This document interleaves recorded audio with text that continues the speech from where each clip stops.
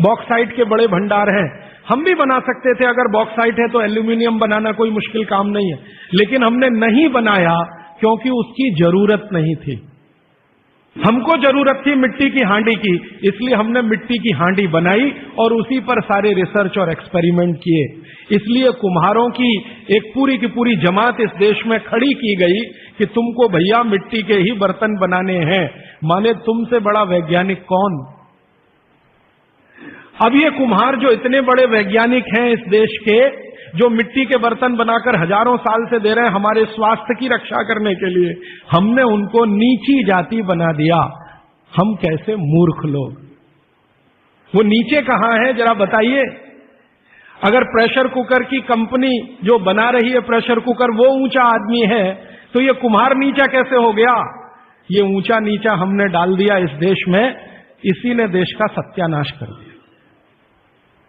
ये ऊंचा नीचा कुछ तो अंग्रेजों ने डाला, कुछ अंग्रेजों के पहले जो मुसलमान थे उन्होंने डाला, और कुछ अंग्रेज और मुसलमानों के जाने के बाद हम काले अंग्रेजों ने इसको ऐसा पक्का बना दिया कि कुम्हार इस देश में बैकवर्ड क्लास है। जो सबसे बड़ा वैज्ञानिक काम कर रहा है मिट्टी के बर्तन बना बनाकर आपके माइक्रो न्यूट्रिएंट्स को, आपके सूक्ष्म पोषक तत्वों को कम नहीं होने देने के लिए मिट्टी का सिलेक्शन करता है। वो आपको मालूम है हर एक मिट्टी से बर्तन नहीं बनते।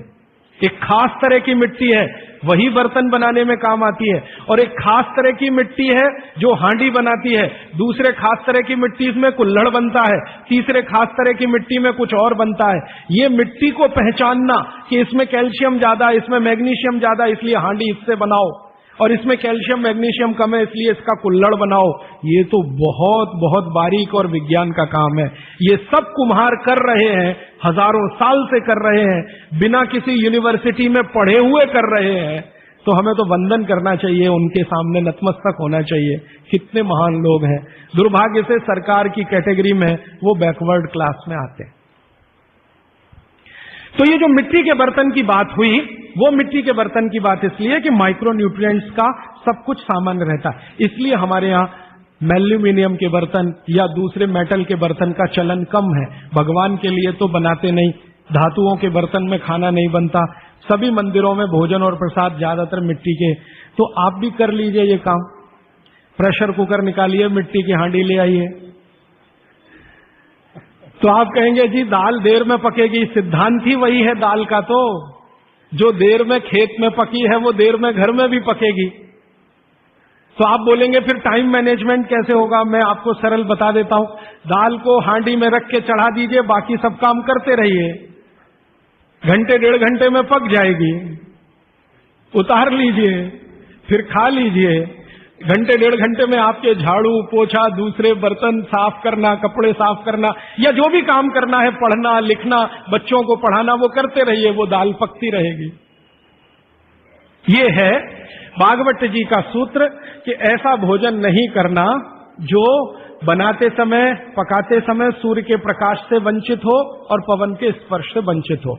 ये तभी संभव है जब आप खुले बर्तन में खाना बनाएं तो पवन भी अंदर आए और सूर्य का प्रकाश की किरणें भी अंदर आए खुले बर्तन में, और वो खुला बर्तन सबसे अच्छा मिट्टी का हांडी। आप कहें जी मिट्टी की हांडी के बाद अगर कोई चीज है तो हमारे यहां एक मेटल बनता है जिसको आप लोग कहते हैं एलॉय है, कांसा। कांसा आपने सुना है, शायद देखा भी हो किसी के घर। तो दूसरा सबसे अच्छा माना जाता है कांसा, तीसरा सबसे अच्छा माना जाता है पीतल। अब ये कांसे और पीतल में भी हमने काम कर लिया कि अरहर की दाल को कांसे के बर्तन में पकाएं तो उसके सिर्फ 3% माइक्रो न्यूट्रिएंट कम होते हैं, 97% मेंटेन रहते हैं। पीतल के भगोने में पकाएं तो 7% कम होते हैं, 93% बचे रहते हैं। लेकिन प्रेशर कुकर में बनाएं तो सिर्फ 7% बचते हैं, बाकी खत्म होते हैं। अब आप तय कर लीजिए, आपको लाइफ में क्वालिटी चाहिए तो आपको मिट्टी की हांडी की तरफ ही जाना पड़ेगा। क्वालिटी ऑफ लाइफ की अगर बात आप करेंगे, माने जो खा रहे हैं वो पूरे शरीर में पोषकता दे, ये लाइफ की क्वालिटी की बात आप करेंगे तो मिट्टी की हांडी की तरफ ही जाना पड़ेगा। माने भारत की तरफ वापस लौटना पड़ेगा, इंडिया से। अभी हम हैं इंडिया में, जो बनाया अंग्रेजों ने, या बना दिया अमरीकियों ने। इस इंडिया से निकल के भारत की यात्रा करनी पड़ेगी। और मैंने पिछले 1-2 वर्षों में ये बातें गांव-गांव में कहना शुरू किया है, तो इसका परिणाम पता है क्या, कि कुम्हारों की इज्जत बढ़ गई है गांव में। गांव वाले समझते हैं कि ये तो कोई बड़ा काम कर रहे हैं हमारे लिए। और मैं मानता हूं कि मेरे व्याख्यान की अगर कोई सार्थकता है तो वो ये कि कुम्हारों की इज्जत इतनी बढ़ जाए कि वो पंडितों के बराबर आ जाएं, क्योंकि वो किसी से नीचे नहीं है, क्योंकि वो किसी से छोटे नहीं है। भले वो मिट्टी के बर्तन बना रहे हैं, बहुत वैज्ञानिक काम वो कर रहे हैं। और मजे की बात कि वो हांडी बना के आपको 20-25 रुपए में ही दे रहे हैं, प्रेशर कुकर तो 250-300 रुपए का है। और सबसे मजे की बात कि ये हांडी जब खत्म होगी, माने इसकी लाइफ पूरी हो जाएगी, तो ये हांडी फिर मिट्टी में मिल जाएगी और फिर वही मिट्टी से हांडी बन जाएगी। दुनिया में ऐसी कोई वस्तु नहीं है। प्रेशर कुकर के बारे में तो नहीं कह सकते आप, बायोडिग्रेडेबल है। तो आप कोशिश करें अपने घर में थोड़ा परिवर्तन करें। अब मैं आखिरी बात जो आज की कह रहा हूं वो ये, मैंने पिछले 2 वर्षों में मैं होम्योपैथी की भी चिकित्सा करता हूं। तो बहुत सारे पेशेंट मुझे फोन करते हैं, राजीव भाई ये। तो मैंने कुछ पेशेंट को खास कर कहा कि देखो भैया, आपको मैं कोई दवा नहीं दूंगा। तो कहने लगे फिर बीमारी कैसे ठीक होगी? मैंने कहा एक ही काम करो, मिट्टी की दाल खाना शुरू करो, मिट्टी की हांडी में रखी हुई दाल खाना शुरू करो। चावल खाना है तो मिट्टी की हांडी का। कहने लगे राजीव भाई कौन करेगा ये सब? मैंने कहा आपकी बीवी करेगी या आप करोगे? अगर जिंदगी चाहिए तो झक मार के आप करोगे, नहीं तो अमेरिका जाओ, कनाडा जाओ, जर्मनी जाओ, लाखों रुपए खर्च करो, फिर भी झक मार के वापस आओ, डॉक्टर कहेगा इलाज नहीं। तो आप देख लो, तो जो गंभीर मरीज हैं वो आप जानते हैं वो कुछ भी करेंगे जो आप कहें।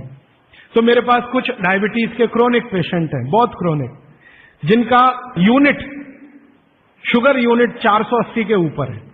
ऐसे 100 से ज्यादा पेशेंट, कुछ गुजरात में है, कुछ राजस्थान में और कुछ बंबई में। मैंने उनको कहा ध्यान से मिट्टी का बर्तन ले आओ और शुरू करो। अब बर्तन लाने में तकलीफ हुई तो कुम्हार को ढूंढना पड़ा, तो लेकिन मिल गया। वो 8 से 9 महीना हो गया नियमित रूप से मिट्टी की दाल और मिट्टी का चावल, माने हांडी की दाल और हांडी का चावल, हांडी की खिचड़ी नियमित रूप से खा रहे हैं।